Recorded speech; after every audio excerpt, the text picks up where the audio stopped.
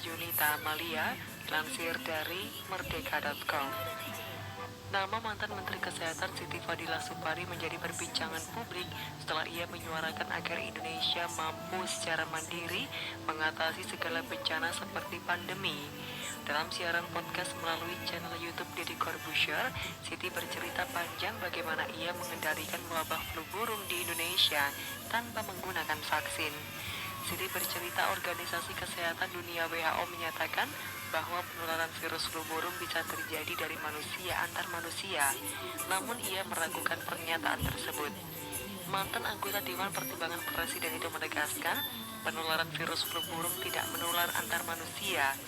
WHO saat itu dikatakan Siti juga bersikap tidak adil terhadap negara-negara berkembang seperti Indonesia jika terjadi satu wabah atau pandemi.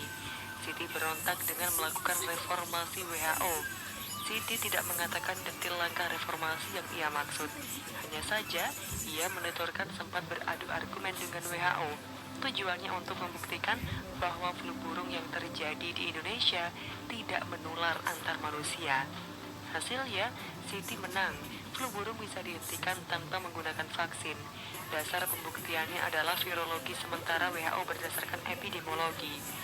Saya membuktikan bahwa itu tidak butuh vaksin.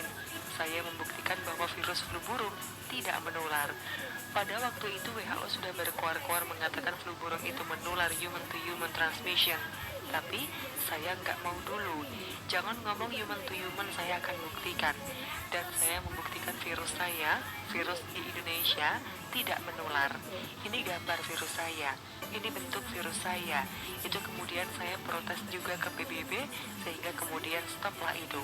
Terang Siti yang dikutip pada Kamis 21 Mei. Stop vaksin? Tanya Dedi. Stop flu burung. Saya stop vaksin bukan pakai vaksin, tapi pakai politik, jawab Siti. Berkaca pada pengalaman, Siti mengaku apa yang terjadi saat ini, pandemi COVID-19 tidak berbeda dengan kondisi flu burung. Sebab jauh sebelum pandemi virus corona terjadi, Bill Gates sudah bersuara lantang memprediksi akan terjadi pandemi. Selain itu, sudah ada klaim beberapa pihak adanya vaksin mampu menangani virus tersebut. It's something like that. Hampir sama setiap pandemi munculnya adalah vaksin dan obat. Apalagi saat ini ramai banget kayak pasar malam. Kalau orang itu tidak siap, pandemik semua orang pasti bingung. Ini malah ada sekelompok orang malah siap vaksinnya, ujar Siti. Siti yang kini berstatus sebagai narapidana atas vonis tindak pidana korupsi sangat meyakini lembaga penelitian di Indonesia mampu menghasilkan vaksin ataupun membuat alat tes virus secara mandiri tanpa impor.